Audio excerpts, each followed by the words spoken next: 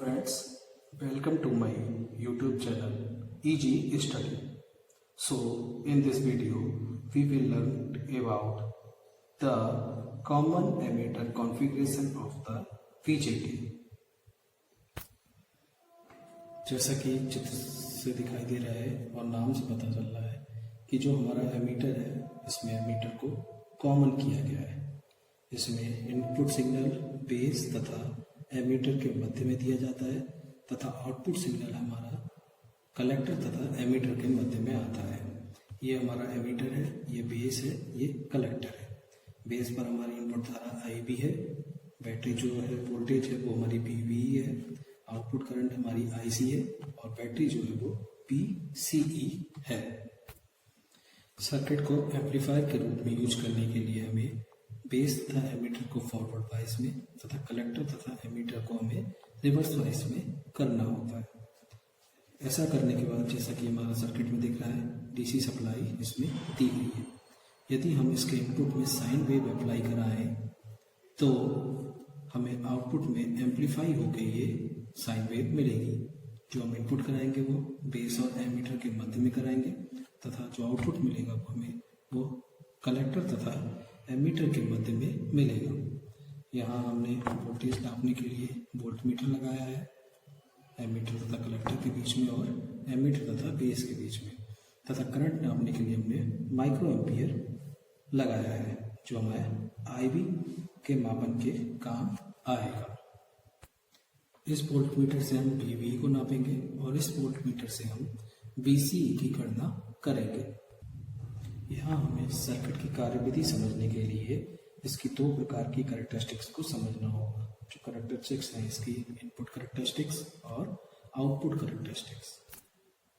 जो हमारी ये इनपुट कैरेक्टरिस्टिक्स होती है यह बेस IB तथा इनपुट वोल्टेज VBE के मध्य रिलेशन को दर्शाती है तथा यह आउटपुट वोल्टेज VCE के विभिन्न मानों के लिए खींची जाती है।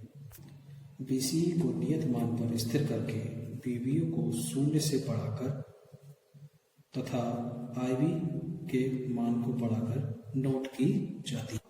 अर्थात आउटपुट वोल्टेज VCE को किसी मान पर हमने निश्चित कर दिया। माना ये C बराबर 0 पे किया तथा VBE को बढ़ाकर हम IB को नोट कर लेते हैं। अर्थात हमने VCE बराबर 0 पर स्थिर रख के VCE की वैल्यू वोल्ट मीटर में 0 करी पाई तथा VEB को हमने सेट किया। यह वैल्यू बढ़ने से हमारी IB की वैल्यू भी हमें प्राप्त हो गई। इसी प्रकार हम अलग अलग मानों पर रखकर स्थिर रखकर इसकी वैल्यूज को प्राप्त करते हैं। पहले हमने VCE 0 पर नियत रखा, फिर VCE 10 वोल्ट पर, फिर VCE 20 वोल्ट पर। इस तरीके से हमें इनपुट कैरेक्टरिस्टिक्स का वक्र प्राप्त हो जाता है।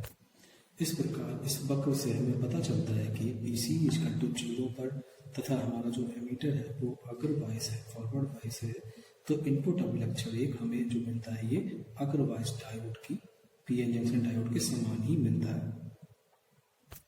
और जैसे जैसे हम VCE को बढ़ाते चले जाते हैं तो VCE की वैल्यू बढ़ने के साथ साथ यह वक्र बाहर की ओर शिफ्ट होना शुरू हो जाता है। जैसे कि हमारा जो VCE बराबर 0 यहाँ पर था, VCE बराबर 10 पे ये बाहर की तरफ को शिफ्ट हो गया।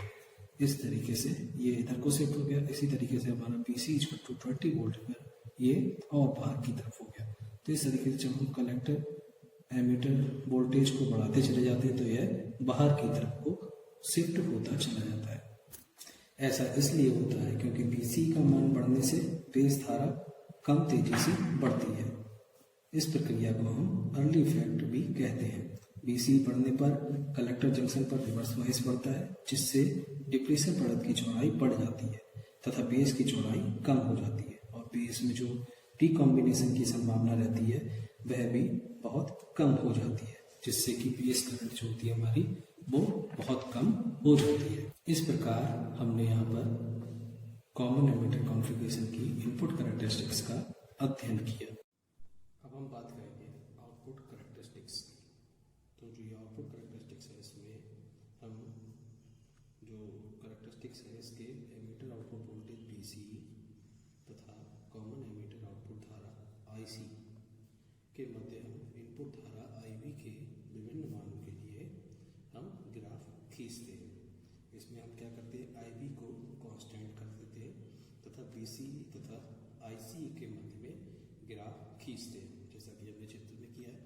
IV = 0 कर दिया है और हमें जो ये ग्राफ मिल रहा है वो IC और BCE के मध्य में मिल रहा है। यहाँ ग्राफ में देखने पर पता लगता है कि BCE के बहुत कम मान पर ये वैल्यू इतनी सी है, IC तेजी से बढ़ता है। अगर हम देखें तो ये 0 से थोड़ा सा आगे बढ़ा और IC की वैल्यू 1 से ऊपर हो गई। तो इस तरीके से जो हमारा IC है वो तेजी से बढ़ता है और उसके बाद लगभग कांस्टेंट हो जाता है। एमीटर वाइज जंक्शन मतलब जो हमारा ये एमीटर वाइज जंक्शन है, तो BCE के कम मान पर एमीटर वाइज जंक्शन में अधिकांश मेजॉरिटी चार्ज कैरियर्स कलेक्टर में पहुंचते हैं, जिससे BCE के बढ़ाने पर भी लगभग जो वैल्यू है ये कांस्टेंट रहती है। यहाँ पर BCE का मान बहुत कम कर दिया जाए तो जो कलेक्टर करंट हमारी IC रहती है तेजी से बहुत कम हो जाती है, क्योंकि BCE का मान हमारे BBE से भी कम होने से collector base junction forward bias में हो जाता है, अतः ट्रांजिस्टर के दोनों जंक्शन फॉरवर्ड बायस में हो जाते हैं। अब यदि हम IV के 0 होने पर कलेक्टर करंट 0 नहीं होती है, क्योंकि रिवर्स बायस कलेक्टर जंक्शन में लीकेज करंट फ्लो होती है। यहाँ ध्यान रखने वाली बात यह है कि कॉमन एमीटर मोड में इस करंट को ICEO से प्रदर्शित किया जाता है, क्योंकि यह कलेक्टर और एमीटर टर्मिनल के मध्य में प्राप्त होती है। आउटपुट अभिलक्षण में हमारे 3 रीजन्स होते हैं। पहला होता है एक्टिव रीजन या सक्रिय क्षेत्र। इस रीजन में एमीटर जंक्शन हमारा फॉरवर्ड बायस में रहता है और कलेक्टर जंक्शन रिवर्स बायस में रहता है। ये रीजन इस रीजन से ऊपर का एरिया और इस लाइन से इधर का एरिया हमारा एक्टिव रीजन कहलाता है। दूसरा आता है हमारा सैचुरेशन रीजन। तो इस रीजन में जो हमारा एमीटर जंक्शन तथा कलेक्टर जंक्शन ये दोनों ही फॉरवर्ड बायस होते हैं। इस रीजन में IC का मान जो रहता है वो हमारा IB पर निर्भर नहीं करता है। ये यहाँ से लेके इस तरफ का रीजन जो ये कहलाता है ये हमारा सैचुरेशन रीजन कहलाता है। तीसरा आता है हमारा कट ऑफ रीजन।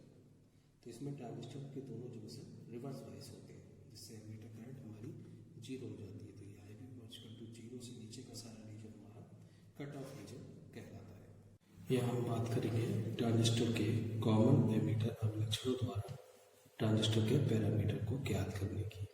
तो पहला हमारा पैरामीटर है इनपुट डायनामिक रेजिस्टेंस। तो इसमें हमने देख रहे हैं कि IB और BB के मध्य में ग्राफ खींचा है और BCE हमारा एक कांस्टेंट वैल्यू के लिए कर्व है।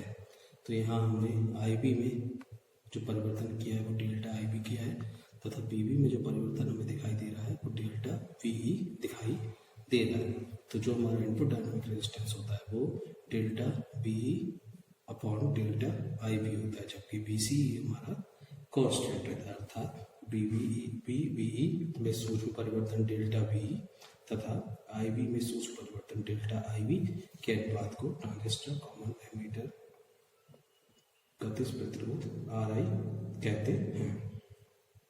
यहाँ पर दूसरा है हमारा output dynamic resistance, output dynamic प्रतिरोध। इसे हम R आउटपुट से प्रेजेंट करते हैं।